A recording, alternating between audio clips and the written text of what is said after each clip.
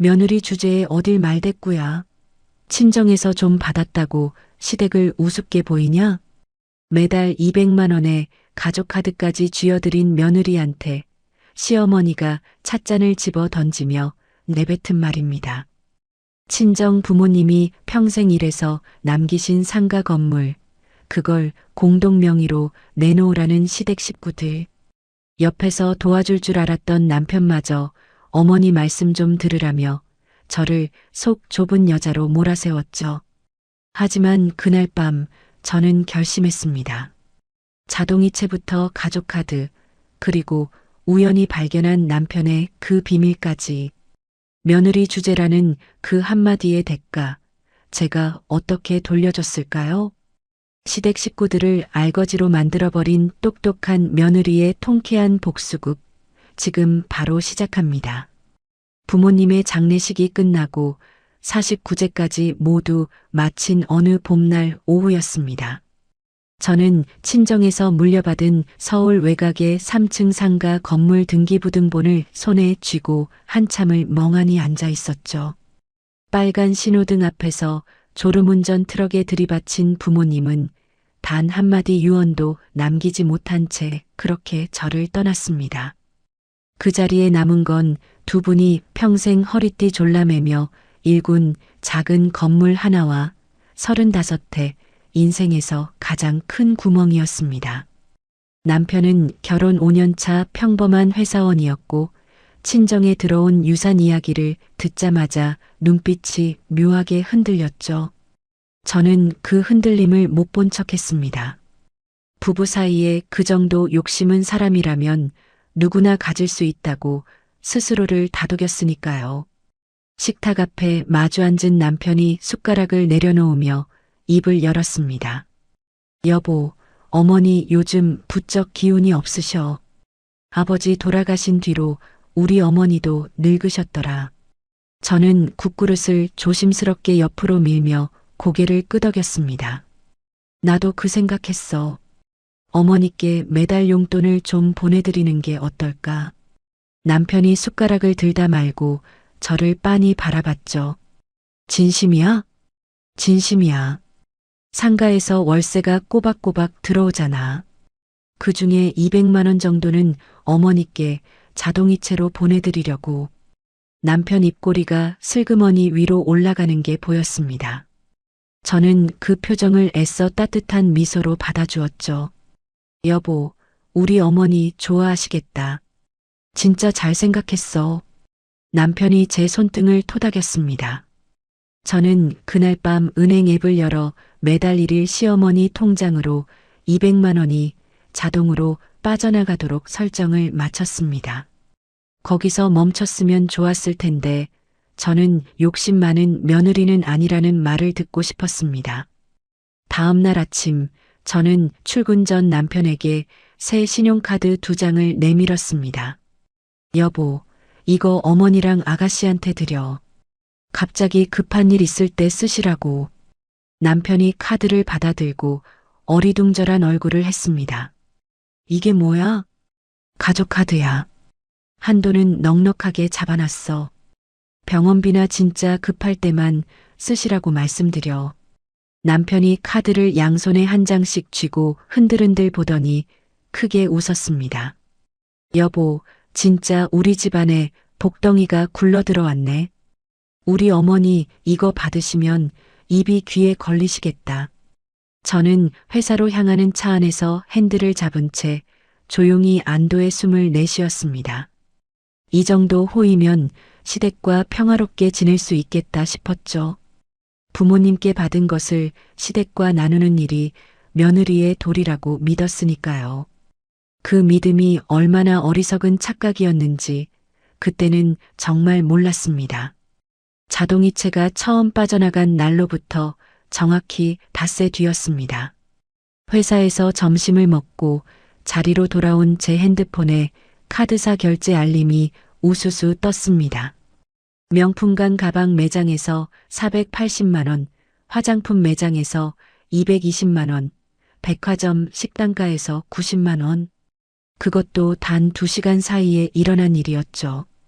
저는 잠시 숨이 멎는 것 같았습니다. 급한 일에만 쓰시라고 분명히 말씀드렸는데 첫 사용처가 백화점 명품관이라니요. 저녁에 퇴근해 집으로 돌아온 저는 일부러 시어머니께 전화를 걸어보았습니다. 신호음이 한참 가다 시어머니가 들떠있는 목소리로 받았죠. 며느라. 무슨 일이냐? 어머니 식사하셨어요. 별일 없으시죠?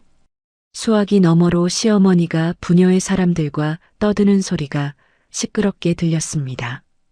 별일은 무슨, 오늘 우리 부녀의 언니들이랑 백화점 한 바퀴 돌고 왔지. 며느라, 너 진짜 효녀다. 우리 동네 다 소문났어. 우리 며느리가 사모님 만들어줬다고.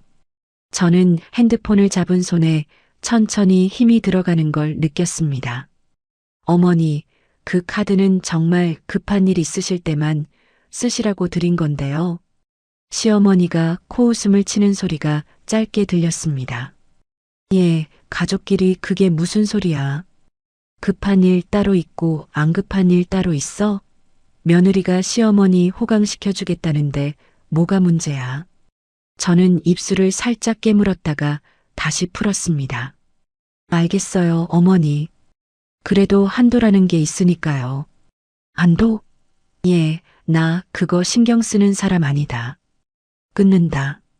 전화가 뚝 끊겼습니다. 저는 한참 동안 까만 핸드폰 화면을 들여다보았죠. 다음 주말 신우이가 인스타그램에 올린 사진들을 본 저는 헛웃음이 새어나왔습니다.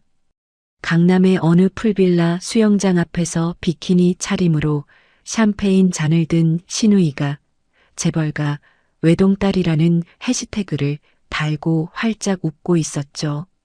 그 옆 게시물에는 1인당 38만 원짜리 오마카세 일식당 영수증이 자랑스럽게 박혀 있었습니다.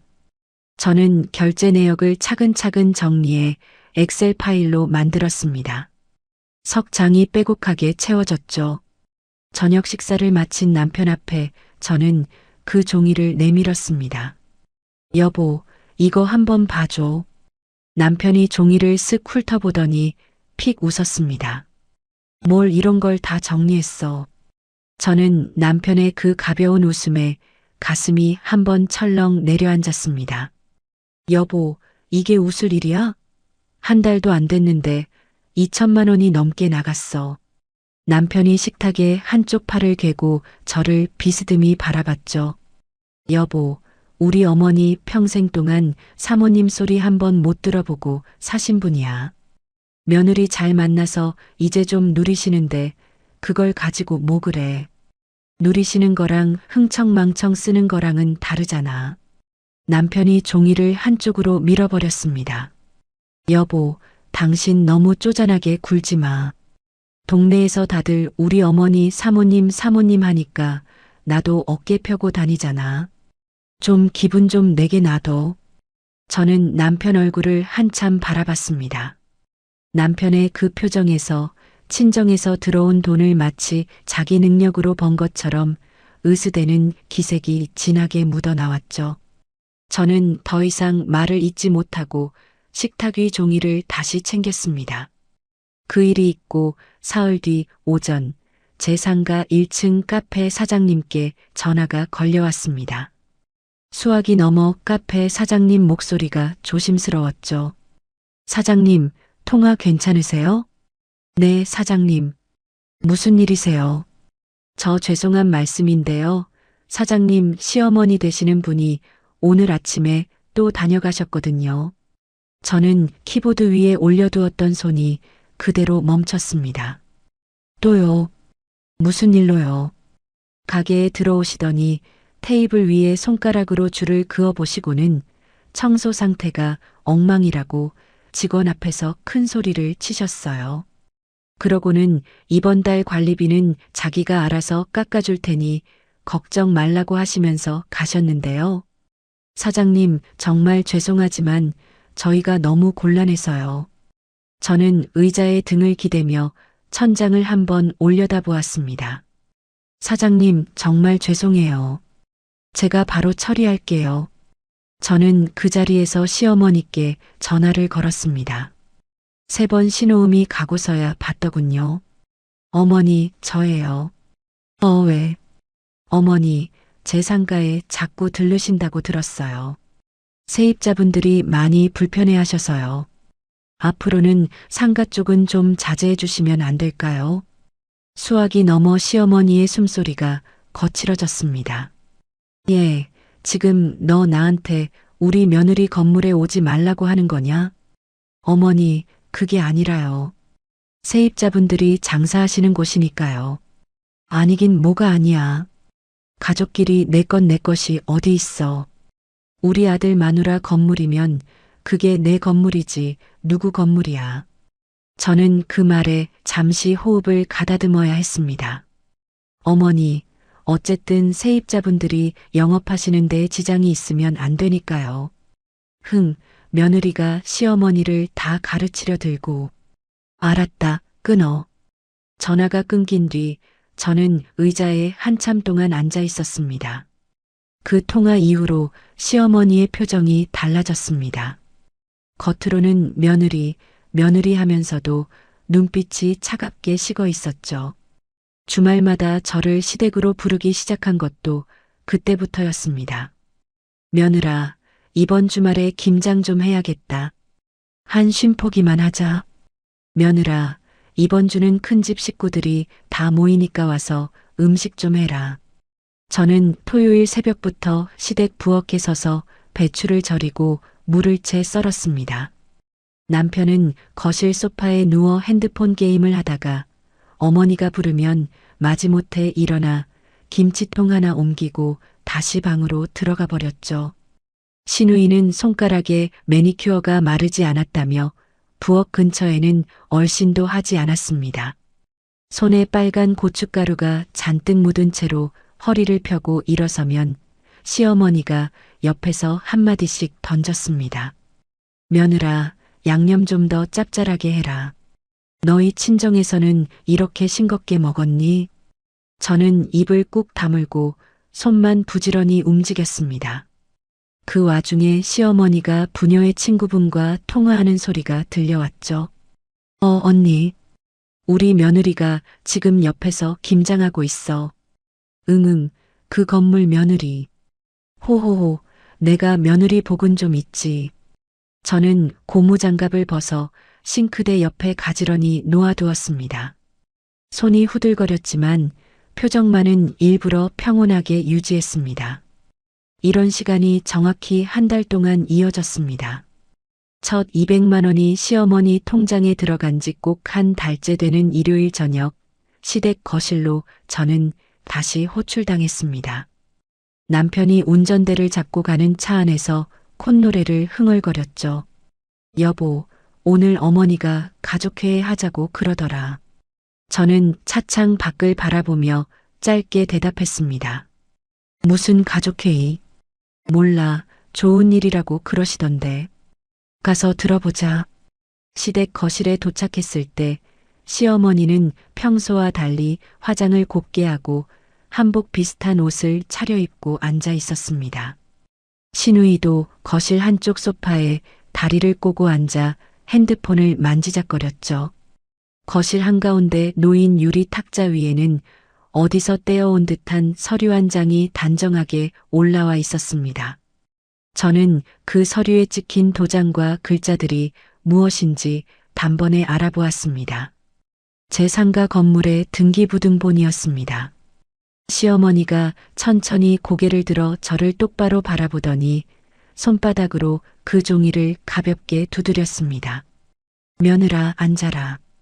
오늘 우리 집안에 아주 중요한 이야기를 좀 해야겠다. 거실 공기가 무겁게 가라앉았습니다. 저는 소파 가장자리에 엉덩이를 살짝 걸치고 앉았죠. 남편은 제 옆에 자리를 잡으며 어머니 눈치만 살피고 있었습니다. 시누이는 핸드폰을 탁자 위에 엎어놓고는 팔짱을 끼웠습니다. 시어머니가 등기부등본을 손끝으로 톡톡 두드렸습니다. 며느라, 우리 한번 솔직하게 이야기해보자. 네, 어머니. 말씀하세요. 시어머니가 입꼬리를 살짝 올리며 등기부등본을 제 앞으로 슬쩍 밀었습니다. 이거 말이다. 친정에서 받은 거라고 들었다. 그런데 며느라, 너 이제 우리 집안 사람이지? 저는 등기부등본을 내려다보았습니다. 종이 위에 찍힌 아버지 이름 옆에 빨간 줄이 그어져 있고 그 아래에 제 이름이 새로 올라가 있었죠. 네, 어머니. 결혼한 지 5년 됐죠. 그러니까 말이다. 어차피 너는 우리 집 며느리고 우리 아들 마누라 아니냐. 그러면 이 건물도 우리 집안 재산이지. 저는 잠시 귀를 의심했습니다. 어머니, 그게 무슨 말씀이세요? 시어머니가 한쪽 손을 허리에 척 올리며 거만하게 턱을 들었습니다. 무슨 말이긴. 이 건물 공동 명의로 돌려라. 나하고 우리 아들 앞으로 같이 올리자는 말이다. 저는 그 말을 듣고 한참 동안 시어머니 얼굴만 바라보았습니다. 농담인지 진담인지 분간이 되지 않았거든요. 어머니, 제가 잘못 들은 거 맞죠? 옆에서 신우이가 코웃음을 치며 끼어들었습니다. 새언니, 뭘 그렇게 놀라. 엄마 말이 틀린 말도 아닌데. 저는 신우이 쪽으로 천천히 고개를 돌렸습니다. 아가씨, 지금 무슨 말씀을 하시는 거예요? 신우이가 다리를 바꿔꼬며 입을 비죽거렸습니다. 우리 오빠랑 결혼했으면 그 건물도 우리 가족 재산이지. 새언니 혼자 다 갖고 있는 게 그게 더 이상하지 않아? 저는 가슴 안쪽에서 무언가 묵직한 것이 천천히 끓어오르는 걸 느꼈습니다. 아버지 어머니가 평생 일하셔서 남겨주신 거예요. 그걸 왜 다른 사람 명의로 올려요? 시어머니가 탁자를 손바닥으로 탁 내리쳤습니다. 다른 사람? 며느라, 너 지금 우리 보고 다른 사람이라고 했냐? 저는 등을 똑바로 펴고 시어머니를 바라보았죠. 어머니, 죄송하지만 친정 부모님 유산은 정말 안 돼요. 그건 제가 절대 손댈 수 없는 거예요. 시어머니의 얼굴이 빨갛게 달아올랐습니다. 입술이 부르르 떨리고 콧구멍이 벌렁거렸죠. 이것이 지금 누구 앞에서 안 된다 그러고 있어. 며느리 주제에 어딜 말대꾸야. 시어머니가 탁자 위 찻잔을 그대로 집어들었습니다. 저는 본능적으로 어깨를 움츠렸죠. 찻잔이 제 옆쪽 거실 바닥에 그대로 내리꽂혔고 도자기 조각이 사방으로 튀었습니다. 남은 차가 카페 뒤로 검붉게 번져나갔죠. 신우이가 깜짝 놀라 자기 발을 끌어올리며 소리를 질렀습니다. 엄마, 엄마 진정해. 저는 두 손을 무릎 위에 가지런히 모은 채 그 자리에서 굳어 있었습니다. 심장이 쿵쿵거리는데도 얼굴은 이상하리만치 차갑게 식어가는 느낌이었죠. 시어머니가 자리에서 벌떡 일어나 손가락으로 저를 가리켰습니다. 너 같은 게 뭔데 우리 집안일에 안 된다 말아야. 친정에서 좀 받았다고 시어른을 우습게 보는 거냐? 옆에 있던 남편이 그제야 자리에서 일어나 시어머니 팔을 잡았습니다. 엄마, 진정해. 진정 좀 해. 남편이 어머니를 다시 소파에 앉히고는 저를 돌아봤습니다. 저는 남편 눈을 똑바로 바라보았죠. 이 순간만큼은 남편이 제 편을 들어줄 거라고 마지막까지 그렇게 믿고 싶었습니다. 남편이 한숨을 푹 내쉬더니 입을 열었습니다. 여보, 어머니 그동안 우리 키우시느라 고생 많이 하셨잖아. 저는 남편 얼굴을 빤히 쳐다봤습니다. 여보, 지금 무슨 말하는 거야? 어머니가 명예 하나 좀 올려달라는 게 그게 그렇게 큰일이야? 어차피 우리 가족인데. 저는 그 말을 듣는 순간 발밑이 푹 꺼지는 느낌을 받았습니다. 5년 동안 같이 산 사람이 지금 제 앞에 앉아 있는 그 사람이 맞는지 의심이 들 정도였죠. 여보, 내 친정 부모님 유산이야. 두 분이 돌아가신 지 반년도 안 됐어. 남편이 머리를 극적이며 시선을 비스듬히 돌렸습니다. 여보, 당신이 이렇게 욕심부릴 줄 몰랐어. 시집을 왔으면 좀 너그럽게 굴어야지. 그렇게 속 좁게 자기 것만 챙기면 어떡해. 저는 천천히 자리에서 일어났습니다. 다리에 힘이 들어가지 않아 한번 휘청거렸지만 손으로 소파 등받이를 짚고 똑바로 섰죠. 속 좁아? 여보, 진정하고 앉아. 이야기로 풀자. 저는 핸드백을 집어들었습니다. 여보, 지금까지 너희 가족들한테 내가 어떻게 했는지 정말 모르겠어? 시어머니가 다시 끼어들었습니다. 어디 시어른 앞에서 너희 가족이라고 하니? 너 시집 와서 배운 게 그거밖에 없어? 저는 시어머니를 쳐다보지도 않았습니다. 남편 얼굴만 똑바로 바라봤죠. 여보, 나 오늘 정말 잘 봤어. 당신이 어떤 사람인지. 여보, 왜 그래? 진짜 왜 이래? 저는 시어머니 쪽으로 시선을 천천히 옮겼습니다. 어머니, 안녕히 계세요. 시어머니가 자리에서 다시 일어나 제 뒤통수에 대고 악을 썼습니다. 너 이 집 문턱 다시 넘으려면 그 명의부터 가지고 와라. 안 그러면 우리 집안에 발도 들이지 마. 저는 뒤를 한 번도 돌아보지 않고 현관을 향해 걸었습니다. 신발을 신는 동안 손이 떨려서 끈을 2번이나 다시 묶어야 했죠. 여보, 어디가? 야, 잠깐. 남편의 목소리가 등 뒤에서 들렸지만 저는 문을 열고 그대로 나와버렸습니다. 엘리베이터 안에서 거울에 비친 제 얼굴을 보았습니다. 화장이 군데군데 번져 있고 입술은 새파랗게 질려 있었죠. 그런데 신기하게도 눈물은 한 방울도 흐르지 않았습니다. 울고 싶다는 마음보다 머릿속이 차갑게 정리되는 감각이 먼저 찾아왔으니까요. 저는 차에 올라 시동을 걸었습니다. 핸들을 잡은 손에 식은땀이 배어 나왔지만 일단 시댁 동네에서 멀어지는 게 우선이었습니다. 차로 30분쯤 달려 시내 한가운데 있는 호텔 앞에 도착했습니다. 체크인을 마치고 객실에 들어선 저는 그제야 핸드백을 침대 위로 던졌죠. 코트를 벗고 침대 가장자리에 걸터 앉아 한참 동안 카펫 무늬만 들여다봤습니다. 5년 전 결혼식 날이 떠올랐습니다. 아버지가 제 손을 잡고 식장 안으로 걸어 들어오시던 그 순간 떨리는 목소리로 속삭이셨죠. 우리 딸 시댁에서 부족함 없이 잘 살아라. 저는 그 말씀을 평생 지킬 줄 알았습니다. 그래서 더 잘하려고, 더 베풀려고, 더 참으려고 그렇게 애써왔던 거고요. 그런데 그 결과가 이거였습니다. 며느리 주제라는 말, 그리고 욕심 부린다는 남편의 말. 저는 침대에서 일어나 책상 앞에 앉았습니다. 핸드폰을 꺼내 은행 앱을 열었죠. 자동이체 항목으로 들어가니 매달 1일 시어머니 통장으로 200만 원이 빠져나가도록 설정해둔 화면이 나왔습니다. 저는 손가락 한 번에 그 설정을 해지해버렸습니다. 해지가 완료되었다는 알림 한 줄이 화면에 떴죠. 그 다음은 카드사 앱이었습니다. 가족카드 2장을 차례로 분실 신고 처리했습니다. 시어머니 카드 1장, 시누이 카드 1장.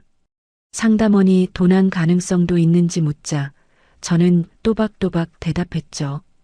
네, 도난 신고도 같이 처리해 주세요. 카드 정지 완료 문자가 2통 연달아 들어왔습니다. 저는 그 화면을 한참 동안 들여다보다가 침대로 자리를 옮겼습니다. 베개 옆에 핸드폰을 내려놓는데 부재중 전화가 무려 42통 와 있었습니다. 남편, 시어머니, 시누이, 그리고 모르는 번호 몇 개. 저는 연락처 설정으로 들어가 그 번호들을 하나씩 차단 목록에 추가했습니다. 남편의 번호 위에서 손가락이 잠시 멈췄지만 저는 그대로 차단 버튼을 눌렀죠. 핸드폰을 무음으로 돌리고 그대로 침대 위에 엎드렸습니다. 천장이 빙글빙글 도는 것 같았지만 마음만은 이상하리만치 고요했습니다. 다음 날 아침 저는 6시에 눈을 떴습니다. 호텔 조식도 거른 채 체크아웃을 마치고 곧장 우리 아파트로 향했죠. 엘리베이터에서 내려 집 앞에 도착하니 시간은 7시 반이었습니다. 남편은 평소대로라면 아직 자고 있을 시간이었죠. 저는 미리 전화해둔 열쇠 수리공을 기다렸습니다.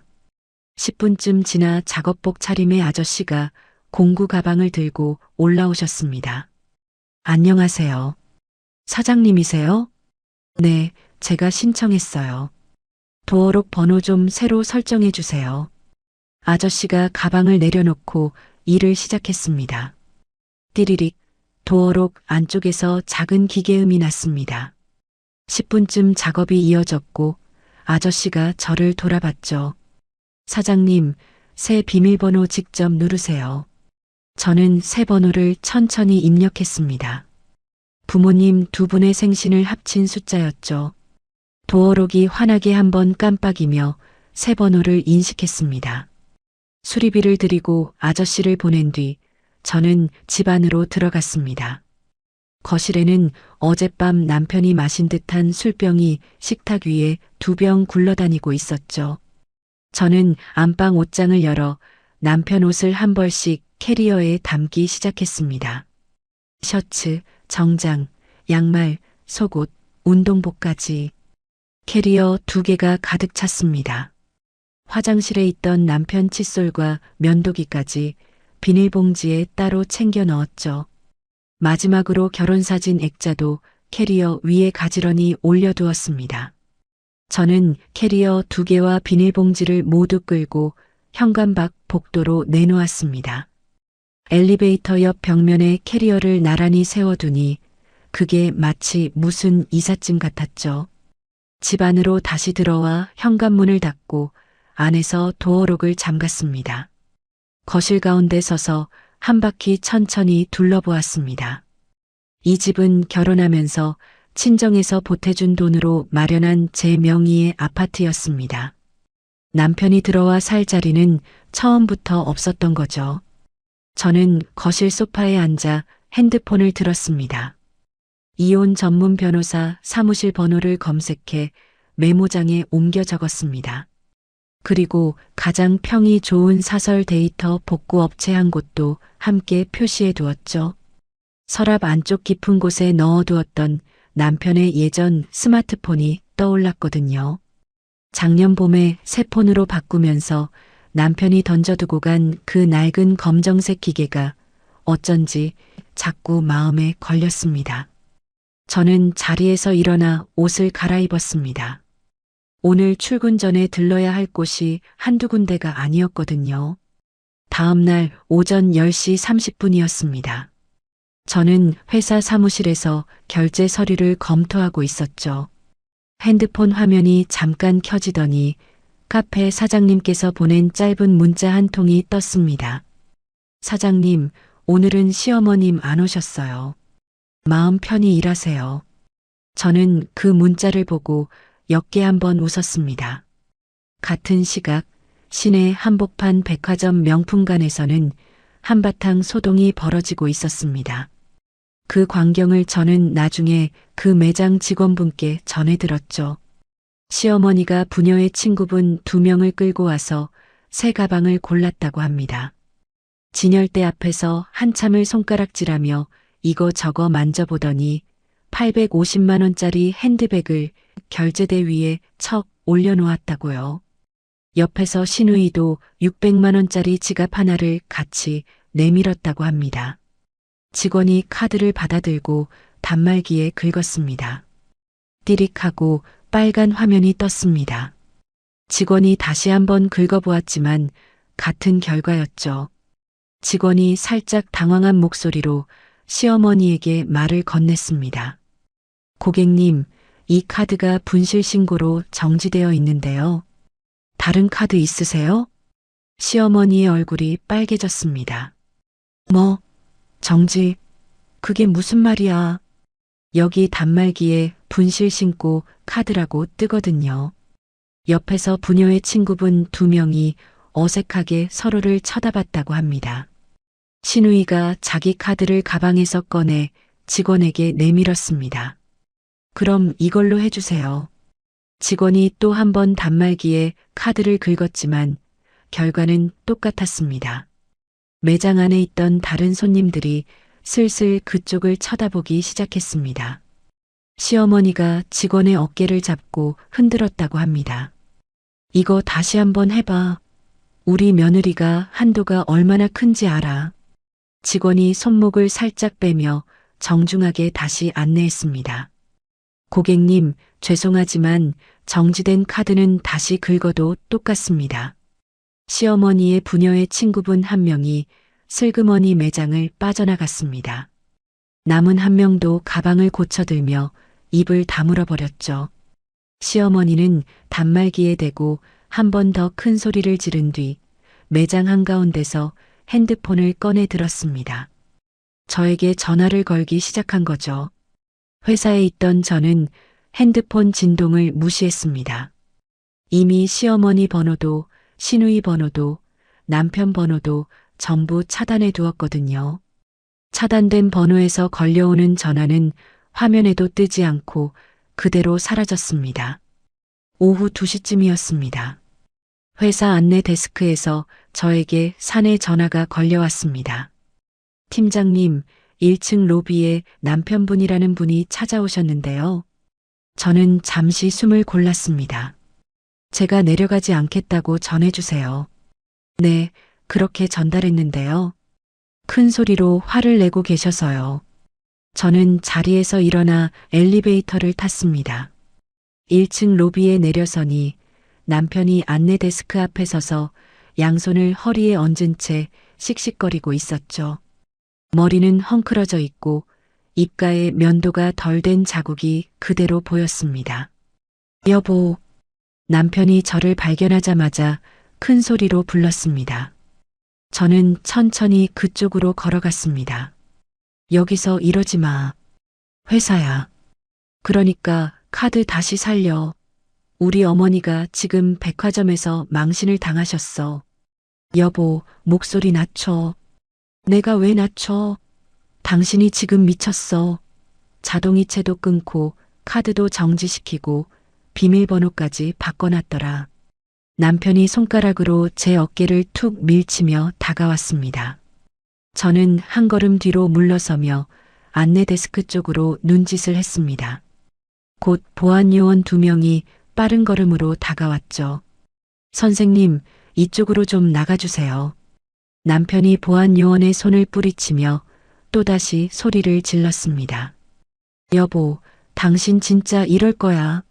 어머니가 지금 어떻게 살라고 이러는 거야. 저는 보안 요원에게 짧게 말했습니다. 이분 밖으로 안내해 주세요. 우리 회사 직원 아니에요. 보안 요원 2명이 남편의 양팔을 잡고 회전문 쪽으로 끌고 나갔습니다. 남편이 끌려가면서도 저를 향해 고개를 돌렸죠. 여보, 너 진짜 이러면 안 돼. 회전문 너머로 남편이 사라지는 모습을 저는 끝까지 지켜봤습니다. 그러고는 다시 엘리베이터를 타고 사무실로 올라왔죠. 그날 저녁 시누이의 사정도 만만치 않게 돌아가고 있었습니다.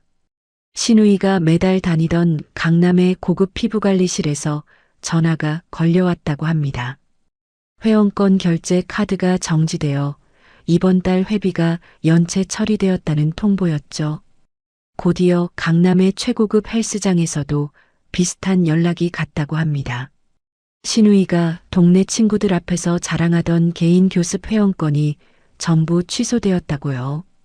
부녀의 사람들 사이에서 시어머니 이야기가, 시누이 친구들 사이에서 시누이 이야기가 동네 한 바퀴를 도는데 사흘이 채 걸리지 않았다고 합니다. 저는 그 소식을 상가 카페 사장님을 통해 띄엄띄엄 전해 들었습니다. 저녁에 집으로 돌아온 저는 거실 소파에 앉아 한참 동안 천장을 바라봤습니다. 발끝이 차갑게 시려왔지만 가슴 안쪽은 이상하리만치 평온했죠. 며칠 뒤 시어머니의 새로운 소식이 또 들려왔습니다. 부녀회에서의 사모님 행세를 도저히 포기할 수가 없었던 모양이었습니다. 시어머니는 결국 시댁 명의로 되어 있던 낡은 빌라를 담보로 잡고 제2금융권에서 큰 돈을 끌어다 썼다고 합니다. 이자율도 무서웠지만 시어머니에게는 그게 문제가 아니었던 거죠. 당장 부녀의 모임에 빈손으로 나갈 수 없으니 빚을 내서라도 화장품과 옷을 사야 한다고 했답니다. 집 명의가 남편 앞으로 되어 있었으니 그 빌라가 어떻게 될지는 뻔한 일이었습니다. 저는 그 소식을 듣고도 마음 한켠이 조금도 흔들리지 않았습니다. 오히려 그 빚이 어디까지 굴러갈지 차분히 지켜보겠다는 마음이 더 단단해졌죠. 주말 토요일 아침이었습니다.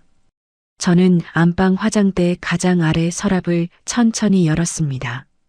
그 안에 작년 봄까지 남편이 쓰던 검정색 스마트폰이 먼지를 살짝 뒤집어 쓴 채 놓여 있었습니다. 저는 그 폰을 꺼내 손바닥 위에 올려두었죠. 전원 버튼을 눌러봤지만 화면은 깜깜했습니다. 배터리가 다 빠진 거였죠. 저는 그 폰을 종이 가방 안에 조심스럽게 넣고 어제 메모장에 적어둔 데이터 복구 업체로 향했습니다. 업체 사무실은 시내 한 구석에 있는 작은 빌딩 4층이었습니다. 상담실로 들어서니 안경을 쓴 중년 남자분이 저를 맞아주셨죠. 어떤 일로 오셨어요? 이 폰 안에 있는 자료를 복구하고 싶어서요. 사진하고 메시지 위주로요. 남자분이 폰을 받아 이리저리 살펴봤습니다. 이거 한참 됐네요. 1년쯤 됐죠? 네, 그쯤 됐어요. 복구 자체는 가능해요. 일주일 정도 걸립니다. 네, 부탁드릴게요. 저는 의뢰서에 사인을 하고 사무실을 나왔습니다. 거리로 나서니 봄바람이 코끝을 스쳤죠. 집으로 돌아오는 길에 저는 차 안에서 라디오를 틀어두고 한참을 달렸습니다. 핸들을 잡은 손이 한결 가벼워진 느낌이었죠. 일주일이 지난 토요일 오후 복구업체에서 연락이 왔습니다. 사장님, 자료 복구 끝났습니다. 외장하드에 담아두었어요. 저는 곧장 차를 몰고 그 사무실로 향했습니다. 복구된 외장하드를 받아들고 집으로 돌아오는 동안 가슴이 묘하게 빨리 뛰었습니다. 뭔가 좋지 않은 것이 그 안에 들어있을 거라는 예감이 자꾸 들었거든요. 집에 도착해 노트북을 켰습니다. 외장하드를 꽂으니 폴더 하나가 화면 가운데 떴습니다. 저는 사진 폴더를 가장 먼저 열었죠.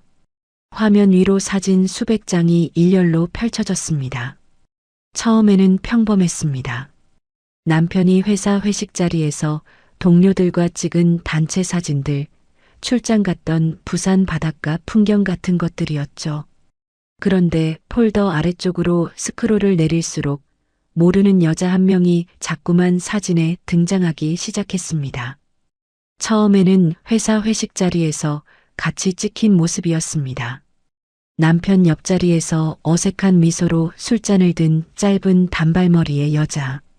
그 다음 사진에서는 둘만 앉아 있는 카페 테이블이 보였습니다. 그 다음 사진에서는 어느 호텔 로비처럼 보이는 곳에서 그 여자가 남편의 팔짱을 끼고 있었죠. 저는 마우스 휠을 천천히 굴렸습니다. 손끝이 조금씩 차가워졌습니다. 모텔 간판이 보이는 사진이 있었습니다. 남편이 그 여자의 어깨를 감싸고 모텔 입구로 걸어 들어가는 뒷모습이 찍혀 있었죠. 날짜 표시를 보니 작년 가을이었습니다. 그날 남편은 회사 워크숍이라며 1박 2일 동안 집을 비웠던 날이었습니다. 저는 메시지 폴더를 열었습니다. 대화창 하나가 단연 길었습니다. 상대방의 이름은 영문 2글자로만 저장되어 있었죠. 저는 그 대화창을 위에서부터 천천히 읽어 내려갔습니다. 선배, 오늘 사주신 가방 너무 마음에 들어요. 가방값은 신경 쓰지 마. 회사 카드로 결제했으니까. 회사 카드로 그래도 돼요? 걱정 마. 거래처 접대비로 영수증 처리하면 돼. 저는 그 대화창을 캡처해두기 시작했습니다. 손가락이 떨려서 캡처 단축키를 2번이나 잘못 눌렀지만 저는 한 장도 빠뜨리지 않고 저장했습니다. 스크롤을 더 내리니 모텔 영수증 사진이 메시지로 첨부된 게 보였습니다. 또 다른 메시지에는 강남 어느 고급 레스토랑 영수증이 찍혀 있었죠. 가장 마지막 메시지는 일주일 전 날짜였습니다. 선배, 이번 주말에도 우리 그 호텔 가요. 그래, 토요일 저녁 7시. 예약은 내가 해둘게. 저는 노트북을 닫지 못한 채 한참을 그 화면 앞에 앉아 있었습니다. 분명 충격적인 내용이었는데 저는 울지 않았습니다. 오히려 머릿속이 차갑게 정리되는 느낌이었죠. 이 사람을 위해 200만 원을 보내고 가족 카드까지 만들어주고 김장 쉼포기를 저렸구나 싶었습니다.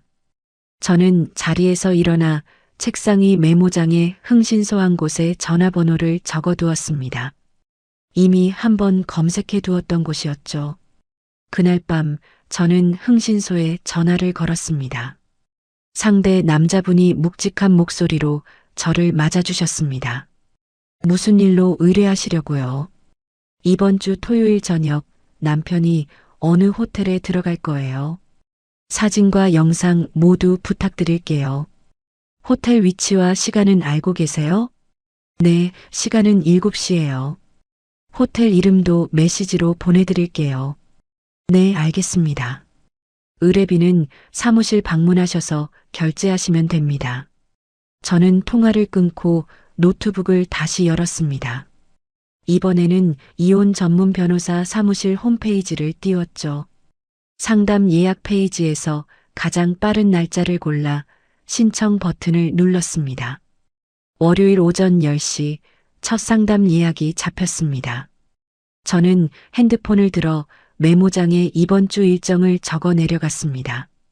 월요일 변호사 상담, 화요일 흥신소 의뢰비 결제, 토요일 저녁 호텔 잠복. 한 줄씩 적을 때마다 가슴이 점점 더 단단해지는 느낌이었죠. 저는 노트북을 덮고 거실 창가로 걸어갔습니다. 밤하늘에 별 하나가 작게 빛나고 있었습니다. 어머니, 아버지께 마음속으로 짧게 말씀드렸죠. 이번에는 절대로 호락호락 당하지 않겠다고요. 토요일 저녁 7시였습니다. 저는 흥신소 직원분의 차 안에서 호텔 정문을 지켜보고 있었죠. 차창에 살짝 김이 서렸지만 망원 렌즈가 달린 카메라는 흔들림 없이 정문 쪽을 향해 있었습니다. 7시 12분 검은색 세단 한 대가 호텔 정문 앞에 멈춰 섰습니다. 운전석에서 남편이 내렸습니다. 조수석 문이 열리고 짧은 단발머리 여자가 내렸죠. 복구된 사진 속에서 수십 번 마주했던 바로 그 얼굴이었습니다. 흥신소 직원분이 카메라 셔터를 부지런히 눌렀습니다. 찰칵, 찰칵, 찰칵. 두 사람이 자연스럽게 손을 잡고 호텔 회전문 안으로 사라졌습니다. 저는 그 광경을 끝까지 똑똑히 지켜봤습니다. 가슴 안쪽이 한번 크게 출렁였지만 표정만은 흔들리지 않았죠. 확실하네요, 사장님. 흥신소 직원분이 카메라를 무릎 위에 내려놓으며 짧게 말씀하셨습니다. 저는 차 안에서 천천히 고개를 끄덕였습니다. 영상은 언제까지 받을 수 있을까요? 내일 오전에 정리해서 보내드리겠습니다. 네, 부탁드릴게요. 저는 차에서 내려 제 차로 옮겨 탔습니다.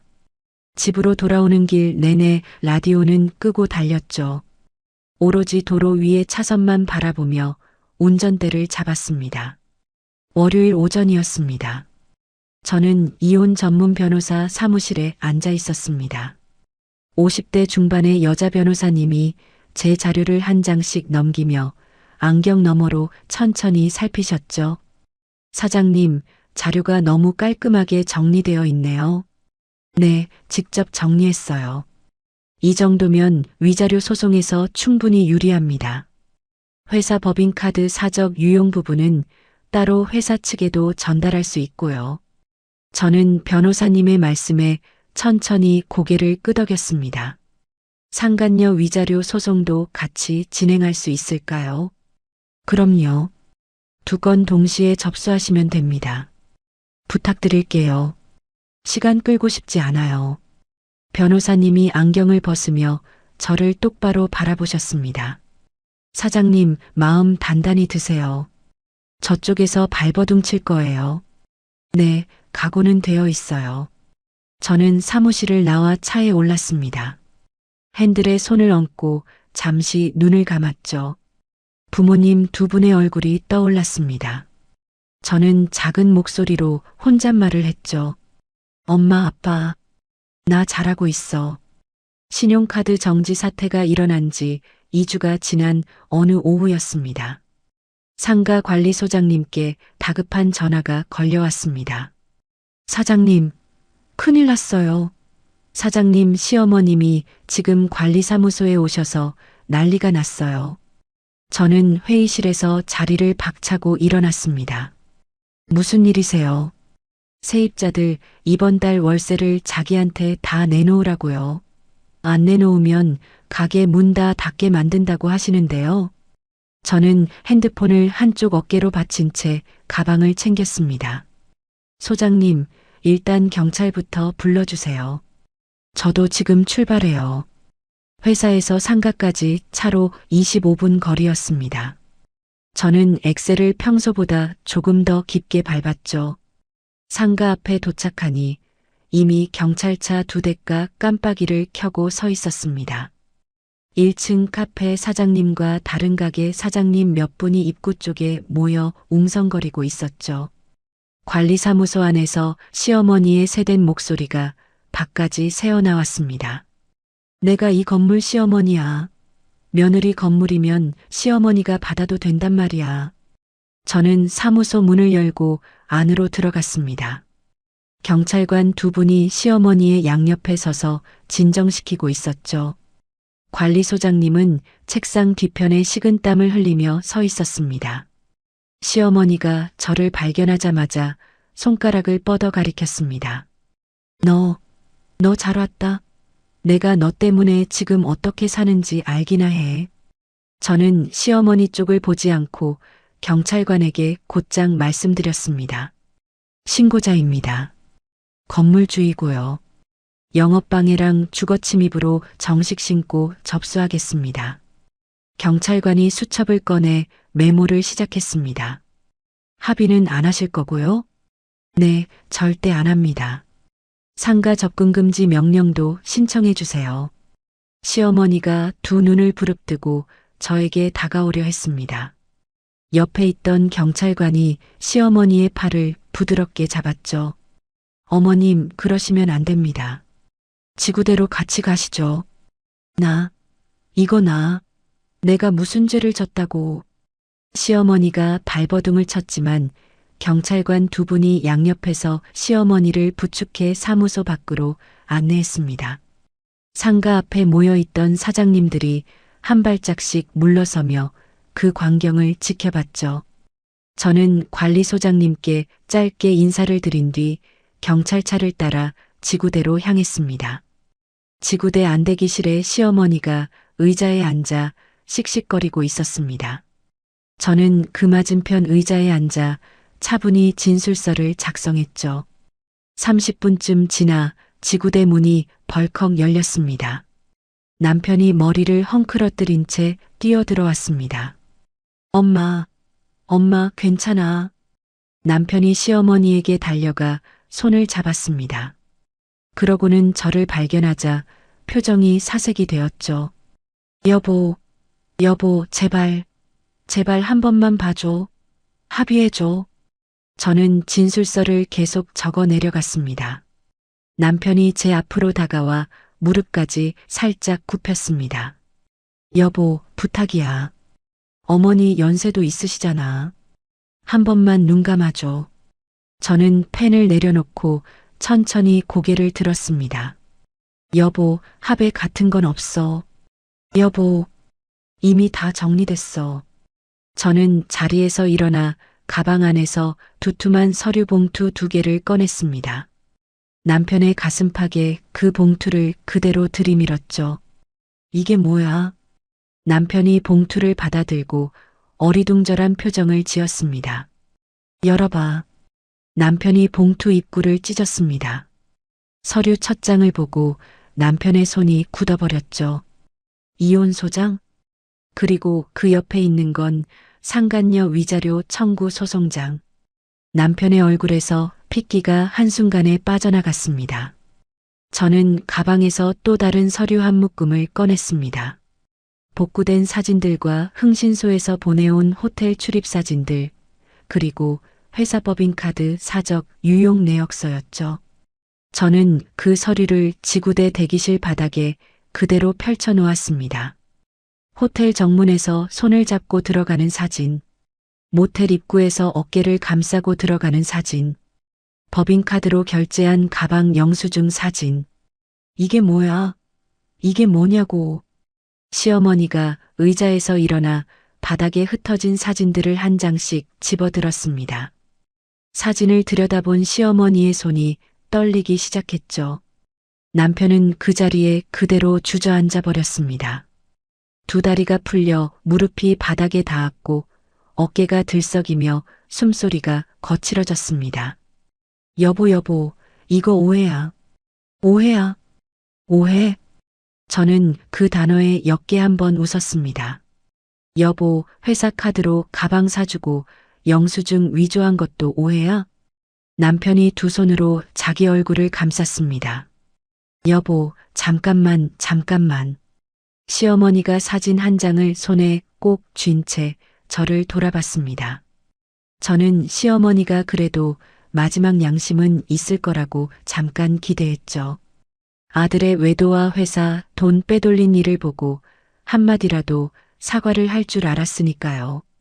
그런데 시어머니의 입에서 나온 말은 전혀 달랐습니다. 예, 며느라. 남자가 사회생활 하다 보면 그럴 수도 있는 거지.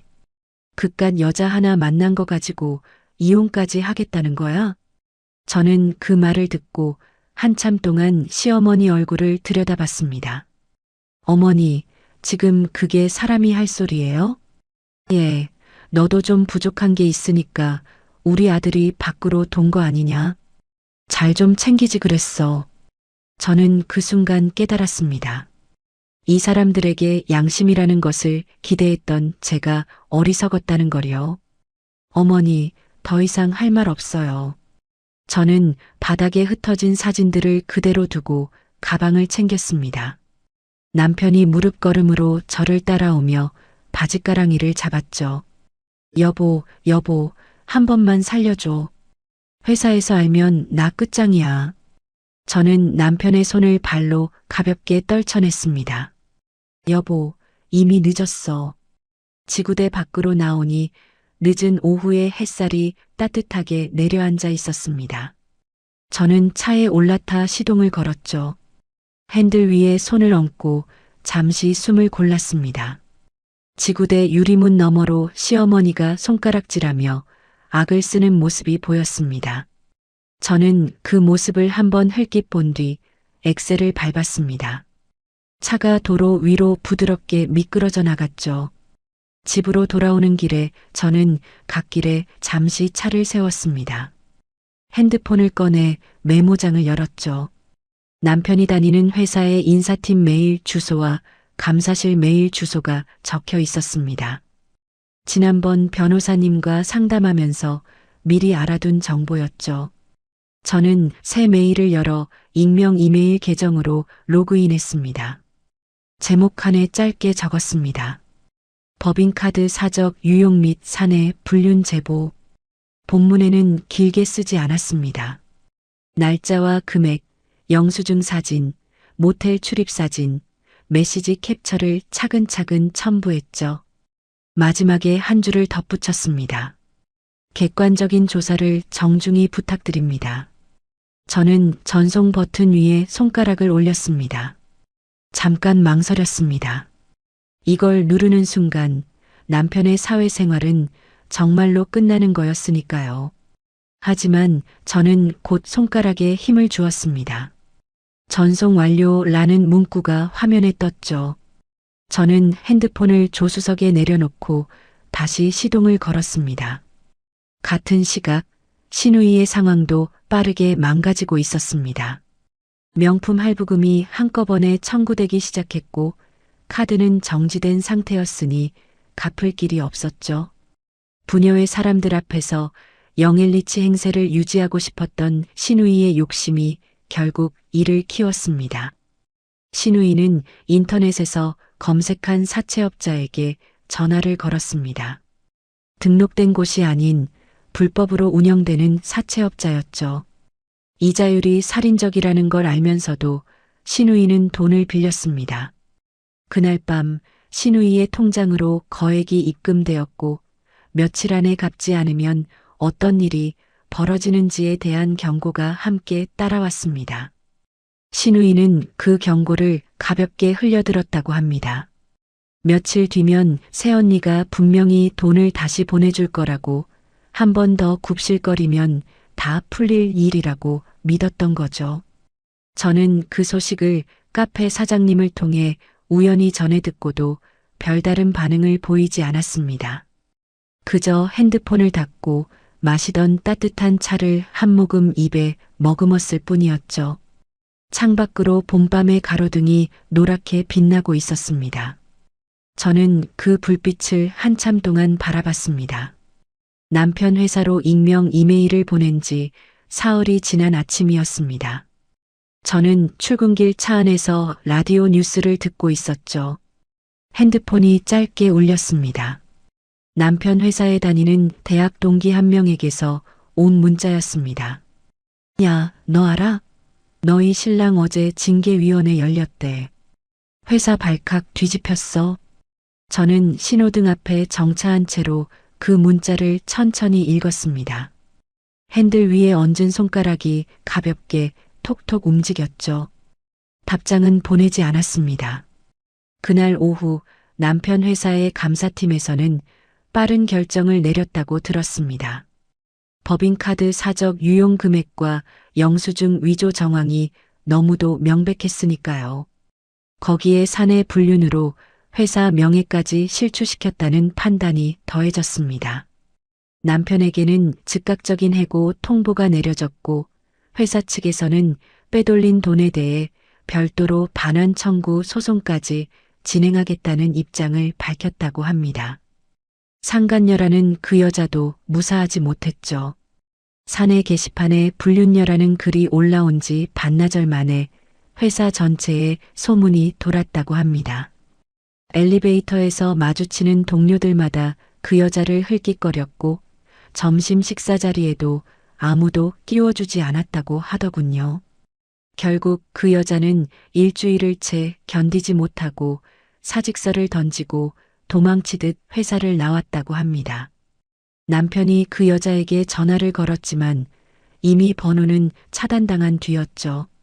남편은 그 여자가 일하던 부서로도 찾아갔지만 책상은 비어 있었고 짐도 모두 사라진 뒤였다고 합니다. 직장과 애인을 같은 주에 한꺼번에 잃은 남편의 일상이 어떤 모습이었는지는 나중에 흥신소 직원분이 정리한 사진을 통해 짐작할 수 있었습니다. 매일 밤 동네 편의점 앞 파라솔에 앉아 소주병을 비우는 모습, 머리는 사흘 동안 감지하는 듯 떡이 져 있었고 옷은 같은 셔츠 한 벌이 반복해서 보였죠. 그러던 어느 늦은 밤이었습니다. 친정 부모님이 모셔져 있는 납골당 관리인분으로부터 다급한 전화가 걸려왔습니다. 사장님, 죄송하지만 지금 좀 와주실 수 있을까요? 어떤 남자분이 술에 잔뜩 취해서 부모님 납골함 앞에서 행패를 부리고 있어요. 저는 그 말에 잠시 숨을 멈췄습니다. 누군지 보셨어요? 본인이 사위라고 하시던데요. 막 소리치고 소주병도 깨고. 저는 곧장 차키를 챙겨 집을 나섰습니다. 가는 길에 한 손으로는 운전대를, 다른 한 손으로는 핸드폰을 들어 동영상 촬영을 준비했죠. 납골당에 도착했을 때 저는 차에서 내리지 않고 멀찍이 떨어진 주차장 한 구석에 차를 세웠습니다. 납골당 입구 자동문 안쪽에서 남편이 비틀거리며 부모님 함이 모셔진 통로를 헤매고 있는 모습이 보였습니다. 저는 입구에서 거리를 두고 핸드폰을 들었습니다. 녹화 버튼을 누르고 천천히 그쪽으로 다가갔죠. 여보, 여보, 너 어디 있어? 남편이 부모님 함 앞에서 손바닥으로 유리를 쾅쾅 두드렸습니다. 장인어른, 장모님, 댁의 딸이 사람을 이렇게 만들었어요. 저는 화면 너머로 그 광경을 한 컷도 빠뜨리지 않고 담았습니다. 손이 떨렸지만 카메라는 흔들리지 않게 가슴팍에 단단히 받쳤죠. 남편이 손에 들고 있던 소주병을 그대로 바닥에 내리쳤습니다. 깨진 유리 조각이 사방으로 튀었습니다. 저는 그제야 핸드폰을 내리고 미리 호출해둔 경찰관 두 분을 향해 손짓했습니다. 여기에요. 이쪽? 경찰관 두 분이 빠른 걸음으로 다가와 남편의 양팔을 잡았습니다. 남편이 흐릿한 눈으로 저를 발견하고는 입가에 비뚤어진 미소를 지었죠. 여보, 여보, 너지. 네가 신고했지. 저는 경찰관에게 또박또박 말씀드렸습니다. 사자 명예훼손이랑 재물손괴로 신고하겠습니다. 현행범이고요. 남편이 발버둥을 쳤지만 두 분이 양옆에서 단단하게 붙들고 있었습니다. 저는 그 모습을 끝까지 지켜본 뒤 납골당 관리인분께 정중히 인사를 드리고 부모님 함 앞으로 걸어갔습니다. 깨진 유리 조각이 발밑에 흩어져 있었지만 저는 조심스럽게 그 옆에 서서 두 손을 모았습니다. 엄마, 아빠, 죄송해요. 이런 사람을 사위라고 데려와서요. 저는 잠시 눈을 감았다가 다시 떴습니다. 며칠 뒤 사무실에 있던 저에게 또 한 통의 전화가 걸려왔습니다. 상가 관리사무소였죠. 사장님, 지금 상가 로비에 어떤 부부 두 분이 오셔서 무릎을 꿇고 사장님 찾으세요. 저는 책상 위 펜을 천천히 내려놓았습니다. 누구라고 하시던가요? 딸이 사장님께 죄를 지었다고 하시면서요. 상간녀 부모님이라고 하시던데요. 저는 짧게 숨을 내쉬고 자리에서 일어났습니다. 상가에 도착하니 로비 한가운데서 정말로 50대 후반쯤 되어 보이는 부부가 무릎을 꿇고 앉아 있었습니다. 세입자 사장님 몇 분과 지나가던 행인들이 멀찍이서 그 광경을 지켜보고 있었죠. 저를 발견한 상간녀의 어머니가 두 손을 비비며 무릎걸음으로 다가왔습니다. 사장님, 제발 우리 딸 좀 살려주세요. 저는 그 자리에 멈춰서서 차분하게 두 분을 바라봤습니다. 일어나세요. 보는 눈이 많아요. 아니에요, 아니에요. 무릎 꿇고라도 빌어야 해요. 우리 딸이 잘못한 거 알아요. 그런데 그 위자료, 그 큰 돈을 어떻게 다 갚아요? 상간녀의 아버지도 옆에서 고개를 푹 숙이고 있었죠. 저는 두 분 앞에 천천히 다가가 한쪽 무릎을 살짝 굽혔습니다. 두 분, 따님은 알면서 만났어요. 유부남인 거 알면서요. 상간녀의 어머니가 두 손바닥으로 자기 무릎을 치며 울먹였습니다. 우리 딸이 어려서 그래요. 한 번만 봐주세요. 제발이요. 저는 자리에서 천천히 일어났습니다. 두 분 따님이 어리지 않아요. 28이에요.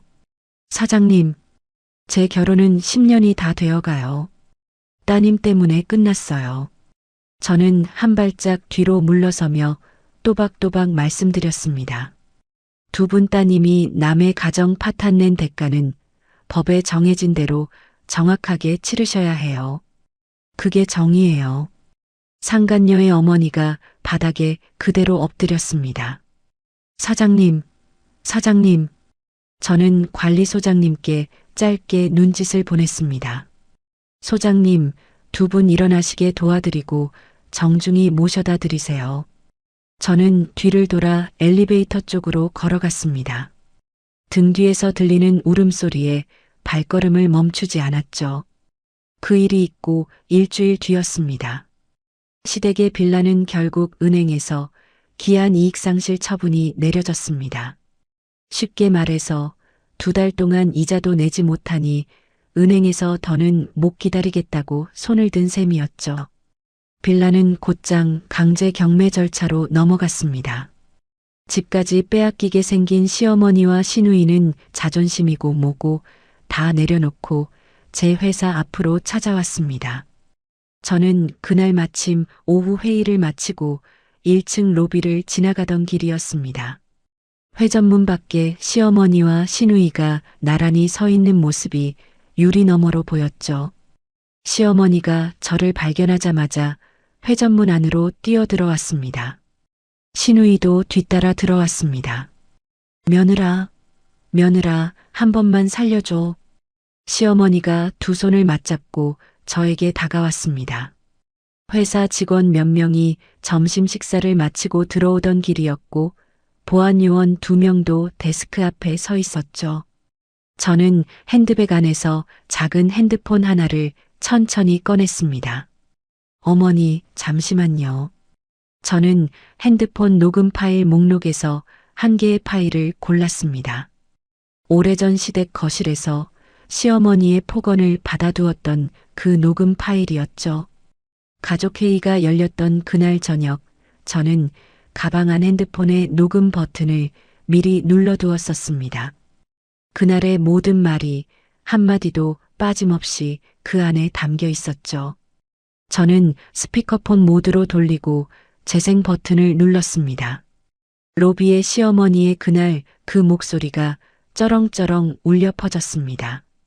이것이 지금 누구 앞에서 안 된다 그러고 있어. 며느리 주제에 어딜 말대꾸야. 찻잔이 바닥에 부딪히는 소리, 도자기 깨지는 소리, 시누이가 옆에서 거드는 목소리.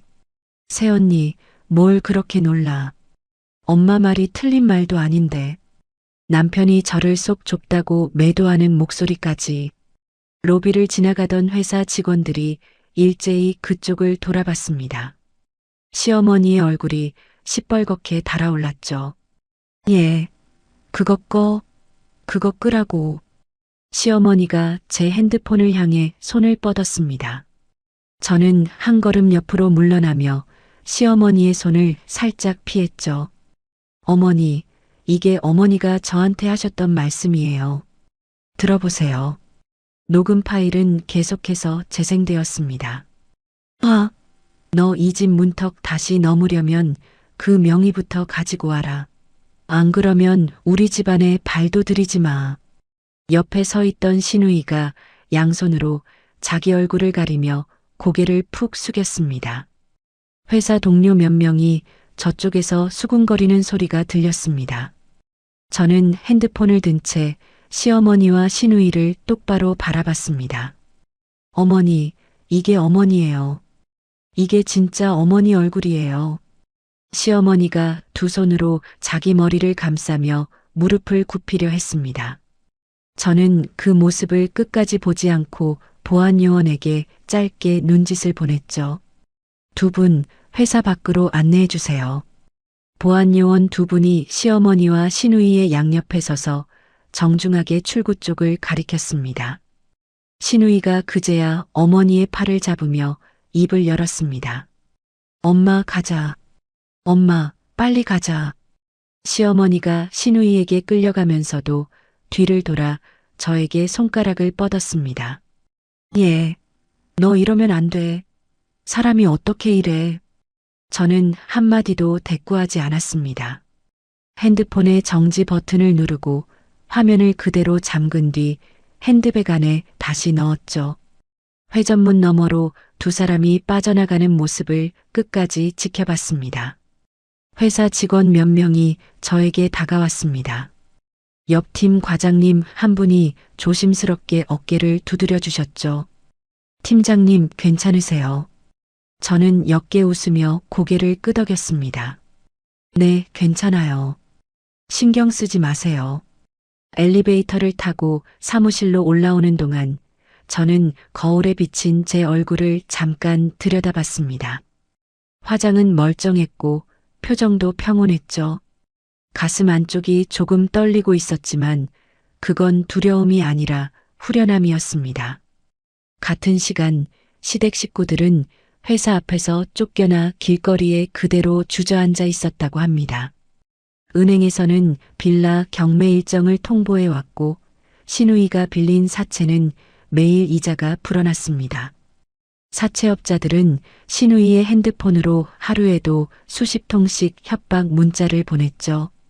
비톡촉 전화가 시도 때도 없이 울려댔습니다. 누구도 도와줄 사람이 없는 완벽한 고립이었습니다. 저는 사무실 책상으로 돌아와 노트북을 다시 켰습니다. 받은 편지함에 변호사님으로부터 새 메일이 한 통 와 있었죠. 이혼 및 위자료 청구 소송 첫 재판 기일이 다음 주 목요일 오전 10시로 확정되었습니다. 저는 그 메일을 천천히 한 번 더 읽었습니다. 그러고는 핸드폰 달력에 그 날짜를 또렷하게 표시해 두었죠. 창밖으로 봄볕이 따스하게 내리쬐고 있었습니다. 이혼 및 상간녀 위자료 청구 소송 재판 당일이었습니다. 저는 새벽 5시 반에 눈을 떴습니다. 옷장 앞에 서서 한참을 고민하다 짙은 남색 정장 한 벌을 골랐죠. 머리는 단정하게 하나로 묶고 화장도 평소보다 깔끔하게 마무리했습니다. 거울 앞에서 한 번 더 매무새를 점검한 뒤 저는 집을 나섰습니다. 법원 앞에 도착하니 변호사님이 먼저 와서 저를 기다리고 계셨습니다. 사장님, 일찍 오셨네요. 떨리세요? 아니요. 오히려 후련해요. 변호사님이 옅게 웃으셨습니다. 좋아요. 그 마음 그대로 들어가시면 돼요. 법정 안으로 들어서니 피고인석 쪽에 남편이 먼저 와 앉아 있었습니다. 저는 그 모습을 보고 잠시 숨이 멎는 줄 알았죠. 지난번 지구대에서 마지막으로 봤을 때보다도 훨씬 더 망가져 있었거든요. 머리는 군데군데 새치가 올라오기 시작했고 양복은 어디서 빌려 입은 듯 어깨가 헐렁했습니다. 얼굴은 누렇게 떴고 두 손이 가만히 있질 못하고 떨리고 있었죠. 남편 옆자리에는 50대 후반쯤 되어 보이는 남편 측 변호사가 서류를 정리하고 있었습니다. 상간녀는 따로 떨어져 방청석 가장 뒷줄에 고개를 푹 숙이고 앉아 있었죠. 저는 그 두 사람에게 시선 한 번 주지 않고 원고석에 자리를 잡았습니다. 판사님이 입장하자 모두 자리에서 일어났습니다. 앉으세요. 사건 시작하겠습니다. 남편 측 변호사가 먼저 일어났습니다. 목소리에 힘이 잔뜩 들어가 있었죠. 존경하는 재판부, 이번 사건은 부부 사이의 사소한 갈등이 부풀려진 사례입니다. 원고가 평소 피고를 무시하고 가정에 소홀히 한 것이 혼인 파탄의 진짜 원인입니다. 저는 손바닥을 무릎 위에 가지런히 모은 채 변호사의 말을 들었습니다. 옆자리 변호사님이 살짝 고개를 가로저으셨죠. 또한 원고 소유의 상가 건물 역시 혼인 기간 중 피고가 정신적으로 기여한 바가 큽니다. 따라서 재산 분할 대상에 포함되어야 합니다. 저는 그 말에 옅게 한번 웃었습니다. 남편이 정신적으로 기여한 바라는 그 표현이 어쩐지 우습게 들렸거든요. 이번엔 제 변호사님이 자리에서 일어났습니다. 재판부, 원고의 상가 건물은 원고의 친정 부모님 사망 후 단독으로 상속받은 재산입니다. 혼인 중 부부 공동으로 형성한 재산이 아니라는 점 등기부등본과 상속 관련 서류로 분명히 입증됩니다. 변호사님이 서류 한 묶음을 재판부 쪽으로 차분히 제출하셨습니다. 또한 피고는 혼인 기간 중 회사 법인카드를 사적으로 유용하여 상간녀에게 명품과 호텔 비용을 지불해 왔고 영수증을 위조의 거래처 접대비로 처리해 왔습니다. 회사 측에서 이미 해고 처분과 함께 횡령금 반환 소송을 제기한 상태입니다. 변호사님이 두 번째 서류 묶음을 제출하셨습니다. 호텔 출입사진, 모텔 영수증, 메시지 캡처, 법인카드 사용 내역서까지 판사님이 서류를 한 장씩 천천히 넘기셨습니다. 안경 너머로 잠깐 혀를 차는 소리가 들렸죠. 남편의 어깨가 더 깊이 움츠러들었습니다. 남편 측 변호사가 다시 일어나 뭔가 말하려 했지만 판사님이 손을 들어 가로막으셨습니다. 피고 측 주장은 더 들을 필요가 없을 것 같습니다. 법정 안에 짧은 침묵이 흘렀습니다. 저는 등을 곧게 펴고 앞을 똑바로 바라봤습니다. 판사님이 안경을 벗고 서류를 책상 위에 가지런히 내려놓으셨습니다. 본 재판부는 다음과 같이 판결합니다. 저는 손에 살짝 힘을 주었습니다. 피고는 원고에게 위자료 1억 원을 지급하라. 법정 안에서 누군가 짧게 숨을 들이마시는 소리가 들렸습니다. 상간 피고는 원고에게 위자료 5천만 원을 지급하라. 뒷줄에 앉아있던 상간녀가 두 손으로 자기 얼굴을 가렸습니다. 피고가 청구한 재산 분할은 전부 기각한다. 상가 건물은 원고가 친정으로부터 단독 상속받은 특유 재산으로 인정되며 피고의 기여가 입증되지 않는다. 판사님이 의사봉을 가볍게 한번 두드리셨습니다. 이상으로 선고를 마칩니다. 남편이 그 자리에서 두 손으로 얼굴을 감싸며 어깨를 들썩였습니다. 상간녀는 방청석에서 일어나려 했지만 다리에 힘이 풀린 듯 비틀거렸죠. 저는 자리에서 천천히 일어나 변호사님께 가볍게 고개를 숙였습니다. 수고하셨어요. 아니에요, 사장님. 정말 깔끔하게 정리됐어요. 법정 밖으로 나오는 복도에서 저는 깊게 한번 숨을 들이쉬었습니다. 천장 조명이 유난히 환하게 느껴졌죠. 엘리베이터 앞에 다다랐을 때 누군가 제 바지가랑이를 와락 잡았습니다. 저는 깜짝 놀라 아래를 내려다봤죠. 시어머니가 바닥에 주저앉아 두 손으로 제 바지 끝자락을 움켜쥐고 있었습니다. 며느라, 며느라, 제발. 저는 시어머니를 가만히 내려다봤습니다. 표정 변화 없이요. 우리 집이 다음 주에 경매로 넘어간단다. 그것만은 막아줘. 응, 한 번만 도와줘.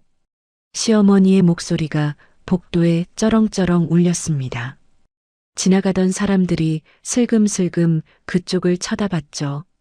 저는 천천히 무릎을 살짝 굽혀 시어머니의 손을 제 바지에서 떼어냈습니다. 손가락 하나하나를 조심스럽게요. 어머니, 손 놓으세요. 며느라, 너 정말 이러면 안 돼. 어머니, 며느라라는 말 이제 그만하세요. 저는 어머니 며느리 아니에요. 저는 자리에서 일어나 다시 등을 곧게 폈습니다. 오늘로 끝났어요. 엘리베이터 문이 열렸고 저는 안으로 들어섰죠. 문이 닫히는 마지막 순간까지 시어머니는 바닥에 주저앉아 있었습니다. 저는 그 모습을 보지 않으려고 정면 거울만 똑바로 바라봤습니다. 법원을 빠져나와 차에 올랐습니다. 핸들에 손을 얹고 잠시 눈을 감았죠. 가슴이 천천히 뛰고 있었지만 호흡은 차분했습니다. 재판이 끝난 지 보름쯤 지났습니다. 시댁의 빌라는 결국 경매에 붙여졌고 헐값에 낙찰되었다고 합니다. 낙찰 대금은 전부 은행 대출금을 갚는 데 쓰였고 시댁 식구들은 단 한 푼도 손에 쥐지 못했죠. 이사갈 곳도 마련하지 못한 상황에서 사채업자들이 시댁의 현관문에 빨간 락카로 큼지막하게 협박 문구를 남기고 갔다고 합니다. 옆집 사람들이 경찰에 신고할 정도였죠. 겁에 질린 시누이가 어느 날 밤 저에게 전화를 걸어왔습니다. 번호가 차단되어 있었지만 시누이는 모르는 번호로 전화를 걸어왔죠. 저는 받지 말까 잠시 고민하다가 통화 녹음 버튼을 눌러두고 받았습니다. 새언니, 누구세요? 새언니 나야. 아가씨야. 새언니, 제발 돈 좀 보내줘. 나 정말 못 살겠어. 저는 차분하게 대답했습니다. 왜요? 새언니, 나 돈 못 갚으면 죽어버릴 거야. 진짜야. 옥상에서 뛰어내릴 거야. 저는 그 말에 잠시 호흡을 가다듬었습니다. 아가씨, 진심이세요? 진심이야. 새언니가 안 도와주면 나 진짜 끝낼 거야. 알겠어요. 새언니, 그러니까 빨리. 끊을게요. 저는 통화를 종료하고 녹음 파일을 그대로 저장했습니다. 곧장 관할 경찰서로 전화를 걸었죠. 안녕하세요. 자살 우려자 신고하려고요. 가족인 분이 방금 저한테 전화로 자해 의사를 밝히셨어요. 녹음 파일도 있어요. 경찰관이 차분히 받아 적었습니다. 정신건강복지센터에도 같이 신고 접수해 드릴게요. 네, 부탁드려요. 저는 통화를 끊고 핸드폰을 가지런히 책상 위에 내려놓았습니다. 신우이가 어떤 의도로 그런 말을 했는지는 짐작이 갔지만 저는 그 얄팍한 수에 넘어가 줄 마음이 없었거든요. 다음 날 정신건강복지센터에서 신우이의 집을 방문해 면담을 진행했다고 들었습니다. 신우이는 그날 이후로 저에게 다시는 전화를 걸지 않았습니다. 직장과 동생의 사채 빚, 거기에 거액의 위자료까지 모두 떠안게 된 남편은 결국 건설 현장의 일용직 노동자로 나갔다고 합니다. 새벽 5시에 인력사무소 앞에서 줄을 서고 트럭 짐칸에 실려 공사장으로 향하는 일상이었죠. 회식 자리에서 술잔을 기울이며 거래처 접대 영수증을 위조하던 그 손이 이제는 시멘트 포대를 나르고 있다고 합니다. 저는 그 소식을 듣고도 어떤 감정도 들지 않았습니다. 그저 차 한 잔을 천천히 우려 마시고 노트북을 다시 열었을 뿐이었죠. 며칠 뒤 변호사님으로부터 확정 판결문이 도착했습니다. 저는 그 봉투를 손에 들고 한참을 가만히 서 있었습니다. 봉투를 천천히 뜯어 안에 든 종이를 꺼냈죠. 판결문 가장 윗줄에 도장이 또렷하게 찍혀 있었습니다. 저는 그 종이를 가슴에 한번 가만히 안았습니다. 그러고는 차 키를 챙겨 집을 나섰죠.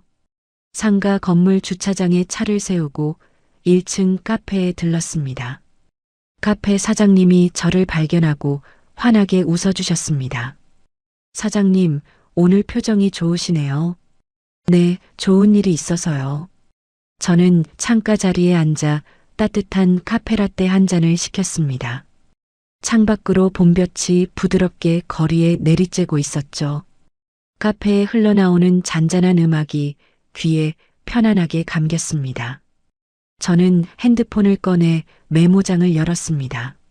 새 페이지에 또박또박 적어 내려갔죠. 상가 2층 리모델링 견적 알아보기. 공방 인테리어 컨셉 정리. 세입자분들 식사 자리 마련. 한 줄씩 적을 때마다 가슴이 가볍게 부풀어 올랐습니다. 5년 동안 잊고 살았던 제 진짜 꿈이 다시 손끝까지 다가오는 느낌이었죠. 카페라떼가 나왔고 저는 잔을 두 손으로 감싸 쥐었습니다. 따뜻한 온기가 손바닥을 통해 천천히 전해졌습니다. 저는 창밖을 한참 바라봤습니다. 길 건너편 가로수에 연두빛 새잎이 작게 돋아나 있었죠. 진짜 봄이 오고 있다는 게 그제야 실감이 났습니다. 시댁의 빌라가 경매로 넘어간 지 한 달이 지났습니다. 쫓겨난 새 식구가 어디로 갔는지 저는 처음에는 굳이 알아보지 않았습니다. 그런데 흥신소 직원분이 마지막 정산을 하러 사무실에 들렀다가 사진 몇 장을 슬쩍 내려놓고 가셨죠. 사장님, 일하다가 우연히 마주쳤어요. 보실지 말지는 사장님 결정이에요. 저는 그 봉투를 책상 위에 한참 동안 놓아두었습니다. 며칠 뒤 저녁, 노을이 거실창에 길게 드리워질 무렵 봉투를 천천히 열어봤죠. 도시 외곽 재개발 구역의 낡은 골목길 사진이었습니다. 곰팡이 자국이 가득한 회색 외벽, 반지하 창문에 빨래가 아무렇게나 널려 있는 모습. 그 문 앞에서 시어머니가 쪼그려 앉아 양파 봉지를 손질하고 있는 사진도 있었습니다. 저는 그 사진들을 다시 봉투에 넣고 책상 서랍 가장 안쪽에 밀어 넣었죠. 뒤에서 전해 들은 이야기로는 세 식구가 함께 살기 시작한 뒤로 매일같이 싸움이 끊이지 않는다고 했습니다. 좁은 공간에서 부대끼다 보니 서로 원망하는 말이 매일 밤 오갔습니다. 엄마가 명예 그러지만 않았어도 내가 이 꼴이야? 아, 너 그게 어미한테 할 소리야.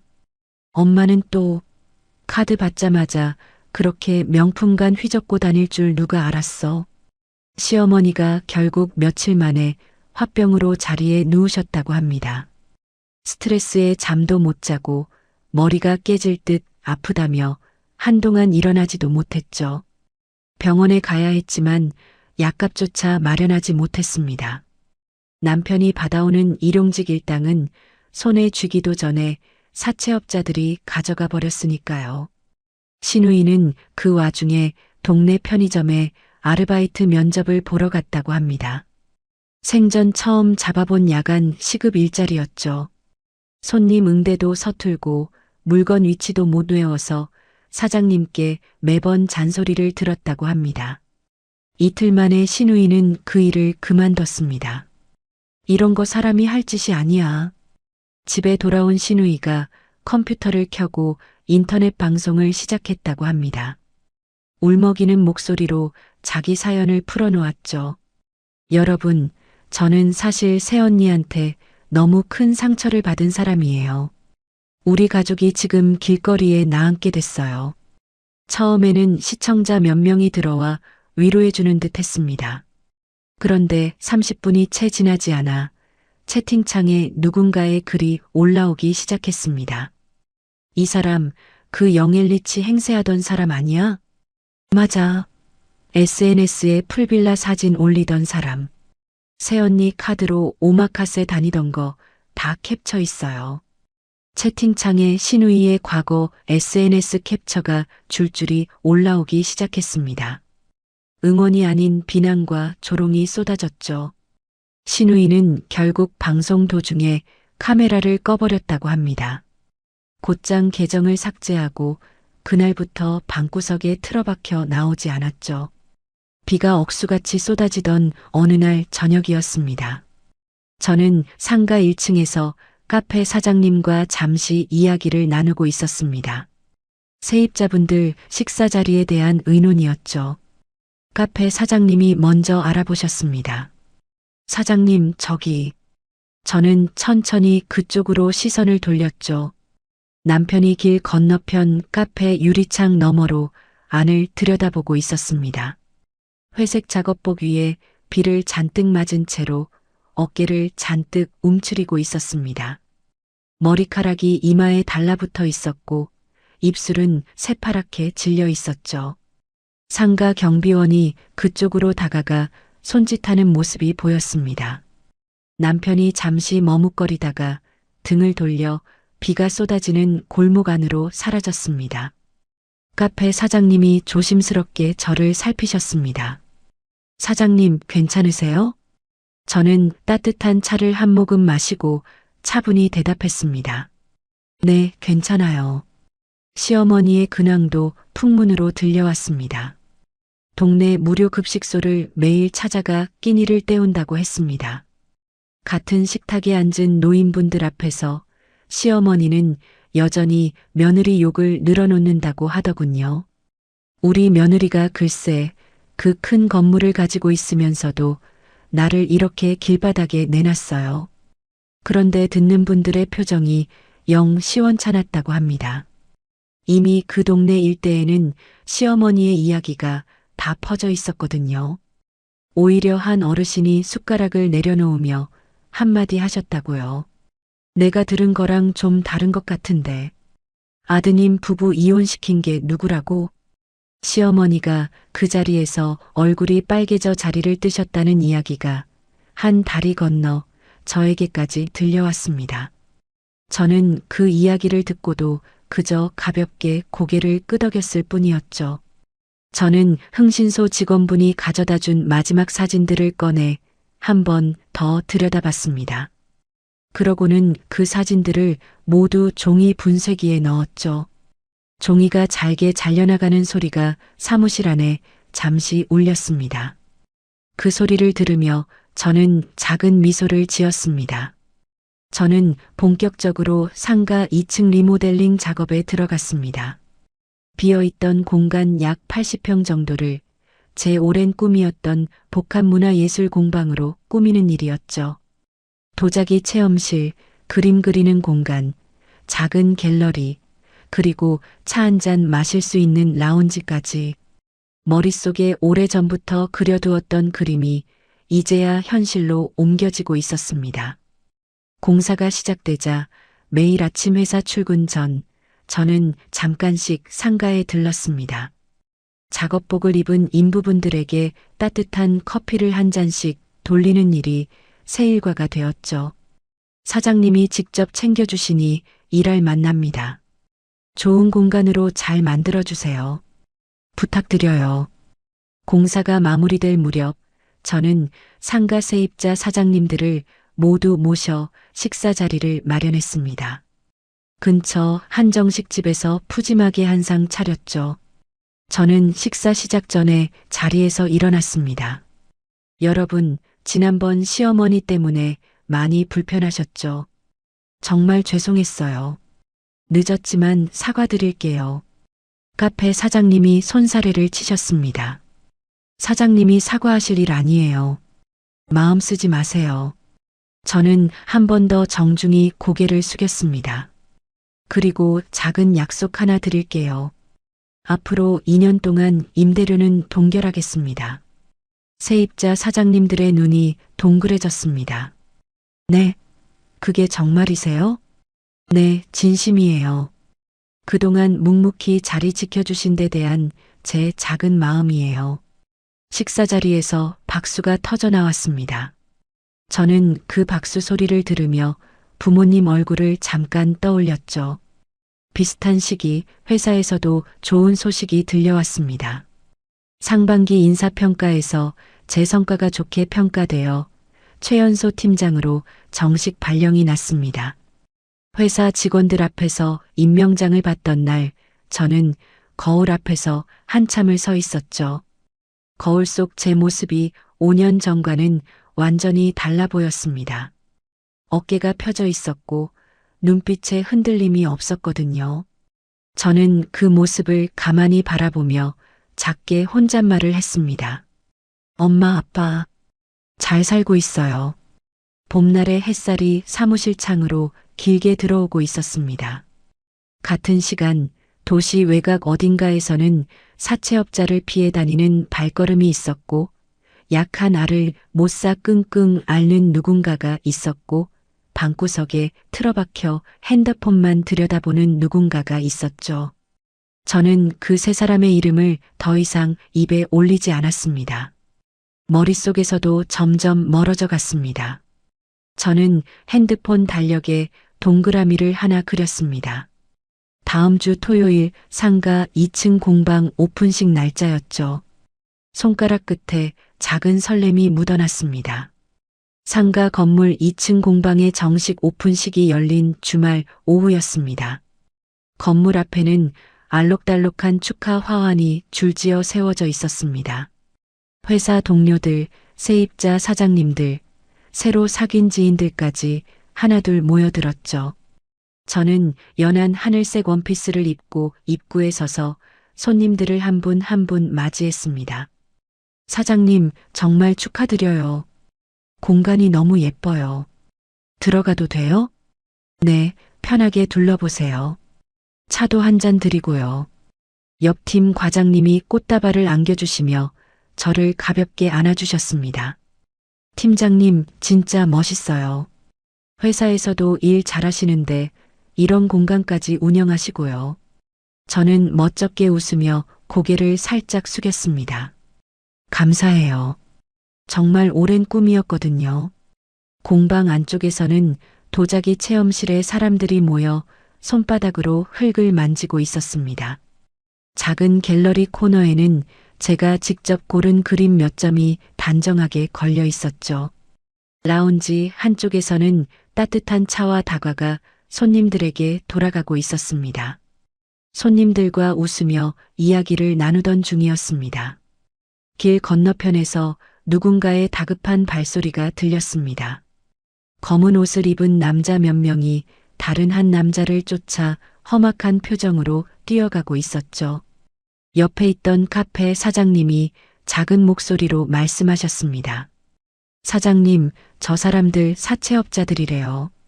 요즘 이 동네에서 자주 보여요. 저는 그 광경을 잠깐 바라보다가 시선을 거두었습니다. 가슴이 한번 살짝 출렁였지만 곧 다시 평온해졌죠. 저는 그 지옥에서 이미 빠져나왔다는 걸 그 순간 새삼 실감했습니다. 샴페인 잔이 손님들에게 한 잔씩 돌아갔습니다. 저는 잔을 들고 사람들 가운데로 걸어갔죠. 여러분, 오늘 와주셔서 정말 감사해요. 이 공간이 누군가에게 잠깐의 쉼이 될 수 있다면 그것만으로 저는 행복할 것 같아요. 박수 소리가 공방 안을 가득 채웠습니다. 저는 잔을 살짝 들어 올렸습니다. 건배, 건배. 샴페인 잔이 부딪히는 맑은 소리가 봄 햇살 아래 퍼졌습니다. 며칠 뒤 저녁 뉴스가 거실 텔레비전에서 흘러나오고 있었습니다. 저는 소파에 앉아 따뜻한 차를 마시며 무심코 화면을 바라봤죠. 사회면 소식으로 불법 도박장 운반책 일당이 검거되었다는 보도가 나왔습니다. 화면 속에는 모자이크 처리된 남자들 여럿이 경찰에 끌려가는 장면이 흐릿하게 비쳤습니다. 그중 한 남자가 입고 있는 검정색 패딩이 유난히 눈에 들어왔죠. 작년 겨울 제가 직접 골라 남편에게 사주었던 그 패딩이었습니다. 저는 잔을 입에 가져가다 잠시 멈췄습니다. 화면은 곧 다음 뉴스로 넘어갔죠. 저는 텔레비전을 끄고 한참 동안 어두워진 화면만 바라봤습니다. 가슴 안쪽이 별다른 떨림 없이 고요했습니다. 며칠 뒤 카페 사장님이 조심스럽게 소식을 전해주셨습니다. 사장님, 그분이 결국 구속되어 실형까지 받았다고 하더라고요. 저는 차분히 고개를 끄덕였습니다. 그래요. 사채 이자가 감당이 안 됐나 봐요. 그래서 그런 일에 손을 댔다고요. 네, 그랬을 거예요. 저는 더 묻지 않았습니다. 그저 마시던 차를 마저 마셨을 뿐이었죠. 같은 시기 시어머니의 소식도 풍문으로 전해졌습니다. 아들이 구속되었다는 소식을 들은 그날 밤 시어머니는 갑자기 정신을 놓으셨다고 합니다. 며칠 전부터 같은 말을 반복하고 시누이의 얼굴을 알아보지 못하셨다고요. 치매 증세가 급격히 악화되어 결국 국립요양병원으로 옮겨지셨다는 이야기였습니다.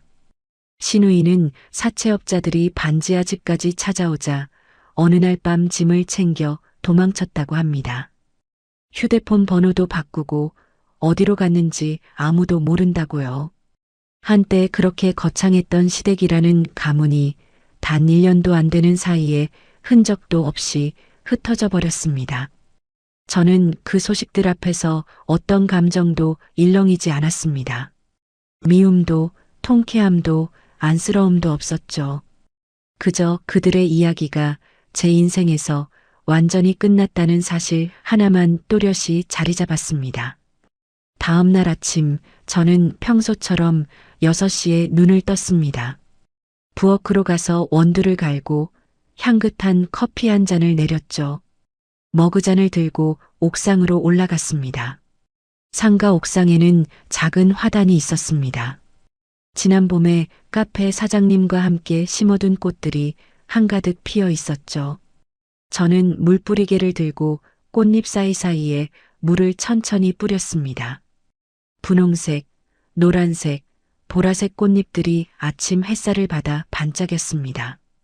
이 평화로운 일상이 얼마나 소중한지 저는 매일 아침마다 새삼 느꼈습니다. 친정 부모님의 기일이 다가왔습니다. 저는 그 전날 밤 손수 꽃다발을 만들었습니다. 어머니가 좋아하셨던 흰 백합과 아버지가 좋아하셨던 노란 프리지아를 함께 묶었죠. 납골당에 도착해 두 분 함 앞에 꽃을 가지런히 놓았습니다. 저는 두 손을 모으고 작은 목소리로 말씀드렸습니다. 엄마, 아빠, 저 잘 살고 있어요. 목소리가 조금 떨렸지만 눈물은 흐르지 않았습니다. 두 분이 남겨주신 건물, 제가 잘 지켜냈어요. 그리고요, 거기서 제 꿈도 시작했어요. 저는 핸드폰을 꺼내 공방 사진을 두 분 함 앞에 잠깐 비춰드렸습니다. 이게 제가 만든 공간이에요. 사람들이 와서 웃고 가요. 두 분도 마음에 들어 하실 거예요. 저는 함 앞에 한참을 더 머물렀습니다. 창으로 들어온 햇살이 두 분 함 위에 부드럽게 내려앉아 있었죠. 집으로 돌아오는 길, 저는 차 안에서 라디오를 잔잔하게 틀어두었습니다. 핸드폰 메모장을 열어 새로운 계획 하나를 적었습니다. 지역의 한부모 가정을 위해 매달 정기 후원을 시작하기로 결심한 일이었죠. 며칠 전 지역 복지센터에 전화를 걸어 결연 절차를 알아두었거든요. 공방 수익금의 일부, 그리고 상가 월세 수익의 일부를 매달 정기적으로 보내기로 했습니다. 저는 그 결심을 메모장에 또박또박 적었습니다. 매달 1일 한부모 가정 후원금 자동이체. 5년 동안 시댁이라는 밑빠진 독에 부었던 그 돈이 이제는 진짜 필요한 누군가의 손에 닿게 되는 거였죠. 저는 메모장을 닫고 핸들을 다시 잡았습니다. 가슴이 따뜻하게 차올랐습니다. 며칠 뒤 토요일 오후였습니다. 저는 상가 1층 테라스 자리에 앉아 있었습니다. 따스한 봄 햇살이 테라스 위로 길게 내려앉아 있었죠. 카페 사장님이 직접 내려준 카페라떼 한 잔이 제 앞에 놓였습니다. 사장님, 오늘 표정이 정말 환하시네요. 저는 옅게 웃으며 잔을 두 손으로 감쌌습니다. 네, 요즘 매일이 그래요. 거리에는 사람들이 활기차게 오갔습니다. 엄마 손을 잡고 종종 걸음치는 어린아이, 강아지와 함께 산책하는 노부부, 자전거를 타고 지나가는 학생. 저는 그 풍경을 한참 바라봤습니다. 햇살이 카페 유리창에 반사되어 제 얼굴에 따뜻하게 닿았습니다.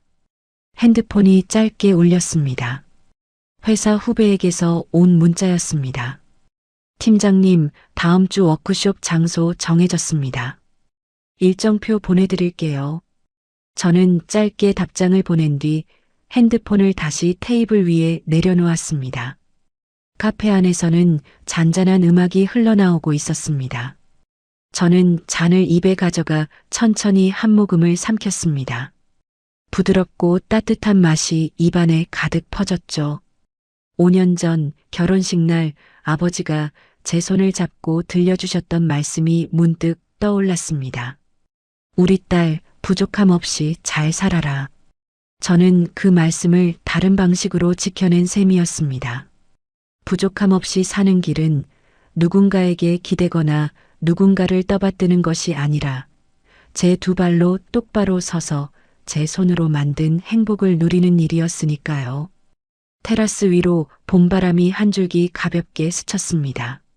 저는 잔을 내려놓고 거리를 바라보며 환하게 미소 지었습니다. 이 미소가 저의 진짜 인생이 시작되었다는 신호였습니다. 여기까지 들어주신 여러분 정말 고생 많으셨습니다. 저는 이 이야기를 읽어드리는 내내 주인공의 그 차분한 결단력에 가슴이 먹먹해졌습니다. 울고 소리치는 대신 은행 앱을 조용히 열어 자동이체를 해지하던 그 손끝, 며느리 주제라는 한마디에 무너지지 않고 오히려 등을 더 곧게 펴던 그 모습이 오래도록 마음에 남더라고요. 가족이라는 이름 아래 누군가의 호의를 당연하게 여기고 그 호의가 끊기자마자 본색을 드러내는 사람들. 여러분 주변에도 혹시 그런 사람이 있지는 않으신가요?